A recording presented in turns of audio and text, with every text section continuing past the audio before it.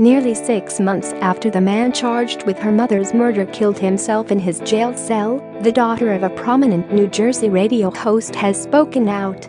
Kimberly Pack, the daughter of April Kauffman, who was shot dead by a hired hitman in May 2012, has told of the moment she found out her mother was dead and the brutal accusation she made to police moments later. When Pack received the phone call her mother was dead, she raced to her home on Woodland Drive. When she was told by police April had not died by natural causes, she told ABC she immediately knew who was behind it. "Well," Pack told the cop, "you can go right over there, because that's the person that killed my mom." Pack says she knew from the very start her stepfather, respected local Dr. Jim Kauffman, was behind her mother's murder. The Walt Disney Company privacy policy. April and Kauffman met while Pack was still in high school. They married a year later, and the radio host seemed happy with her life and her new husband, Pack said. Her daughter said she was initially happy for her mother, who had been unlucky in love, and hoped this time would be different for the radio host. She did struggle in love because maybe she was looking for the wrong things, Pack told ABC. "Share this article. Share. I think she deserved love. I was hoping Jim Kauffman would make her happy."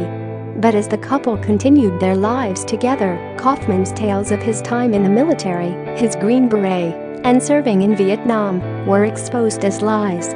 Devastated and perhaps feeling duped, April wanted out. But when she gave Kauffman an ultimatum, threatening to out him as a liar if he did not let her leave, he threatened to write back.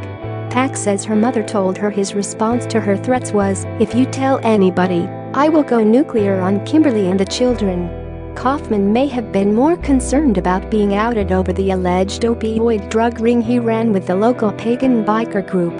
When she asked her mother what go nuclear meant, April told Pack not to worry. "Don't worry, he doesn't have the balls to do anything," she told her daughter. While Kauffman perhaps didn't have the balls to do anything, police say he knew a lot of people who did.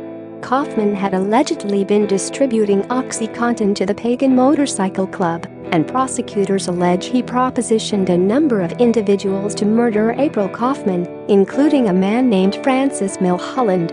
On the morning of May 10, 2012, authorities say Milholland was given a gun and at least $20,000 in cash to carry out the murder. He died of a heroin overdose about a year later.